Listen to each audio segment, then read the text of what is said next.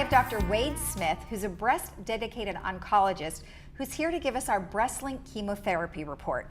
Welcome. Thank you for having me, Lisa. You're welcome. And really interesting stuff that we're going to talk about today. I mean, there's been a lot of talk about breast cancer, of course.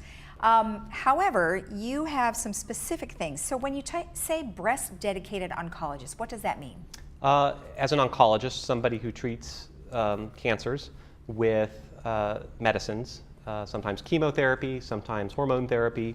As an oncologist, I treat breast cancer and maintain a practice exclusivity with breast cancer. Okay. And so it essentially enables me to remain more interconnected with other breast cancer specialists in the community and internationally, and allows me to provide that level of expertise conveyed onto the patient. Okay, all right. And then we were talking earlier about treatments, and you mentioned chemotherapy. And I know there's other treatments, but there's something specific that's going on right now, and there's a particular type of study. Can you tell me a little bit about it?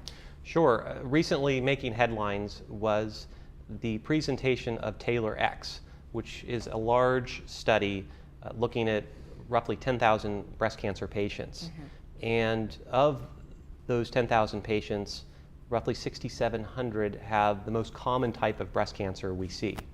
And the purpose of this Tailor X trial was to determine if a gene expression test that we've been using for a long time could be applied to women who were within the intermediate risk category of their breast cancer. Okay. And again, a gene expression test is a test that looks at not our DNA, but the DNA of the patient's cancer cell, looking to see if there are high-risk mutations present within the cancer cell DNA. Right. And if there are enough high-risk mutations within this 21 gene panel, then we would classify it as either high risk, intermediate risk, or low risk. Okay. We've had information directing us with regard to high-risk patients and low-risk patients, but presented at the American Society of Clinical Oncology annual meeting and more recently published in the New England Journal of Medicine, we now have the update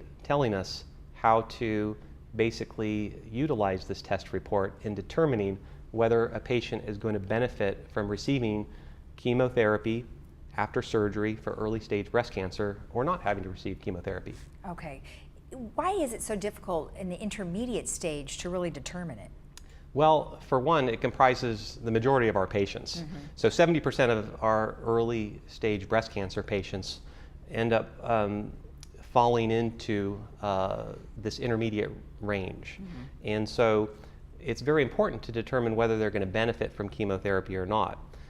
Chemotherapy has associated side effects. It can impact quality of life. It can mean a woman will take time off of work for several months. So it's a big commitment to receive outpatient chemotherapy. And if we can spare patients chemotherapy, then it's worthwhile. Well, that's good to know. Now, chemotherapy is not the only way to go. What are some of the other treatments? Well, we treat early stage breast cancer with surgery. That's the cornerstone of therapy. In addition to chemotherapy, we also often treat with radiation therapy and endocrine therapy. Okay. Well, in fact, the endocrine, tell me a little bit about that. Well, endocrine therapy, as pertaining to women whose breast cancer has expressed the estrogen receptor, basically allows us to deprive any residual cancer cells that have survived surgery, survived radiation therapy, depriving them from being stimulated with estrogen within the body by either blocking estrogen from binding and activating the estrogen receptor, or by lowering one's level of estrogen in their own body. Okay.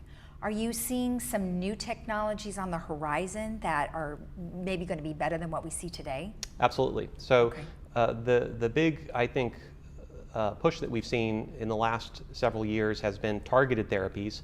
So therapies that oncologists would provide that instead of basically attacking all rapidly dividing cells in the body, therapies that are very specific to cancer cells in the way that cancer cells express specific proteins or may harbor a specific gene mutation resulting in abnormal protein expression, we're able to single out that needle in a haystack and target it better. Another new front in targeting cancer cells has been in augmenting the body's own immune system.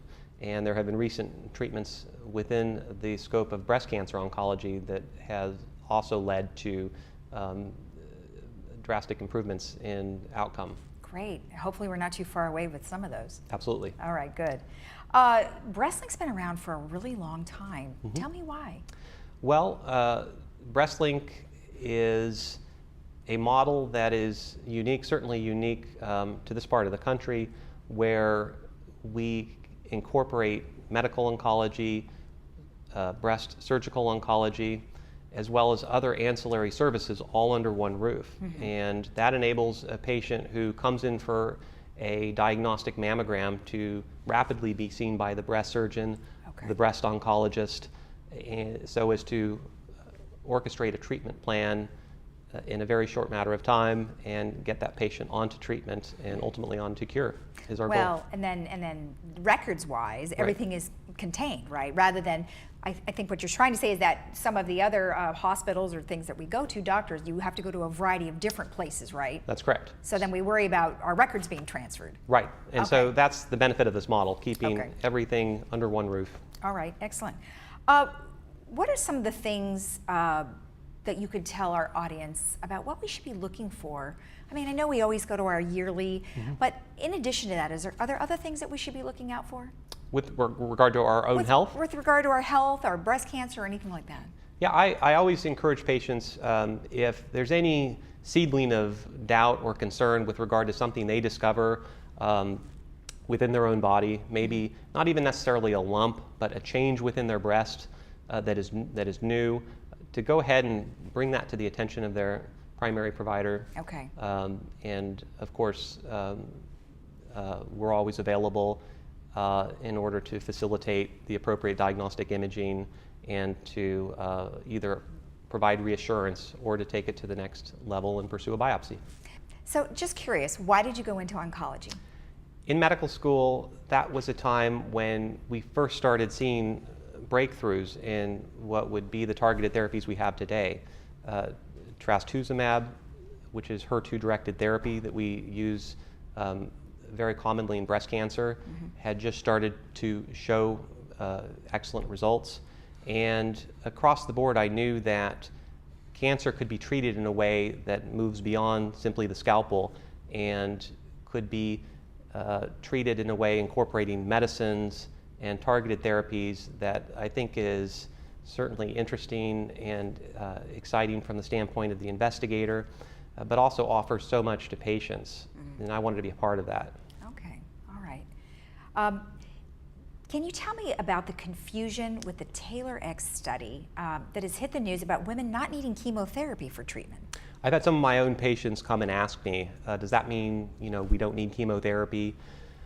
What I will say is that the Tailor X update certainly allows us to select out only those patients who are going to require chemotherapy and leave the remaining 70 or 85% with lymph node negative early stage breast cancer in a situation where we don't have to offer chemotherapy.